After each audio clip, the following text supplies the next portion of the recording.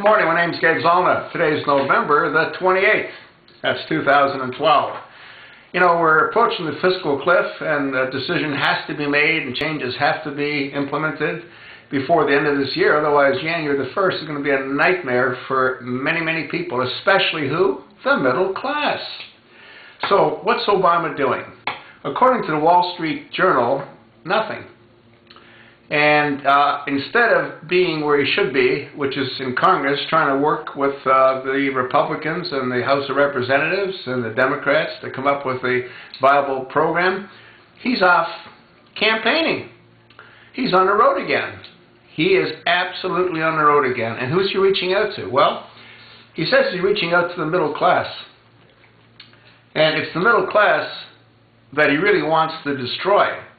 But he knows it's the middle class that he needs for votes. Why? Because there's more middle class than there is any other class.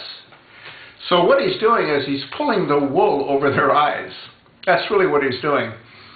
And what he's doing is trying to pretend that he's interested in protecting the middle class. Why?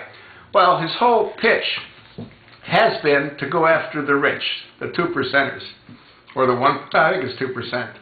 And the reason he chose that as a target is because no different than what Hitler did, where he chose the Jews to turn everybody against the Jews. If people have a focal point to be angry towards, it unites them. And what he tried to do is and he's been successful to a certain degree, he tried to unite the middle class and the lower class against the rich class.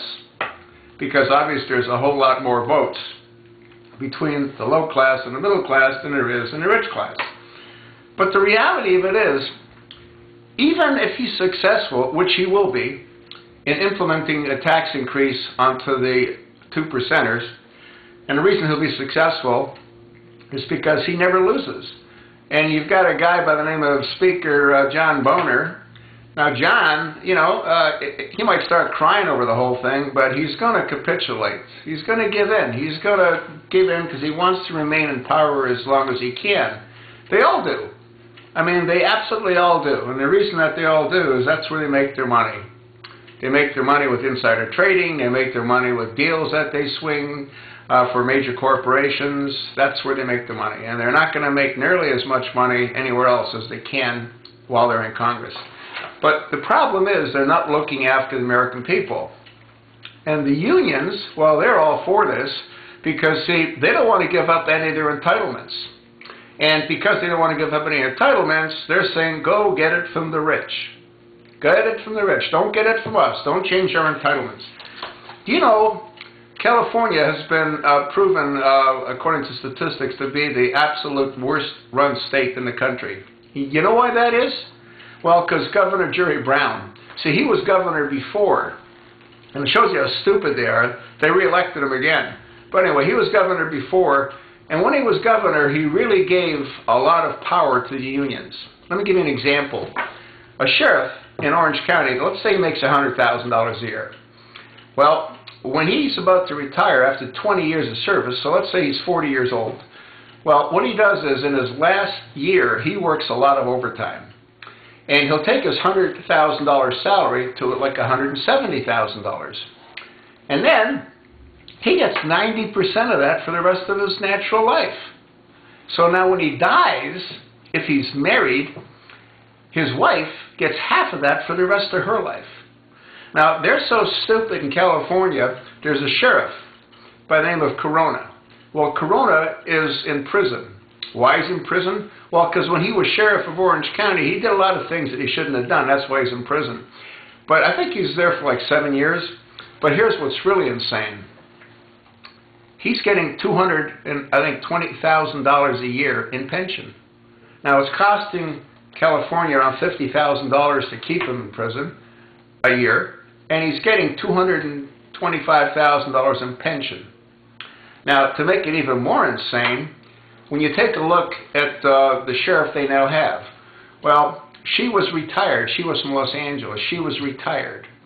So they asked her to come back as sheriff. So now she gets her pension of $200,000 and her new salary of, I think, around $240,000. So she's making close to $500,000 a year. And then On top of that, she brought back, I think, 4 or 5 of the people that worked for her. And they were in the same kettle of fish. They were all retired, and now they're all making a tremendous amount of money.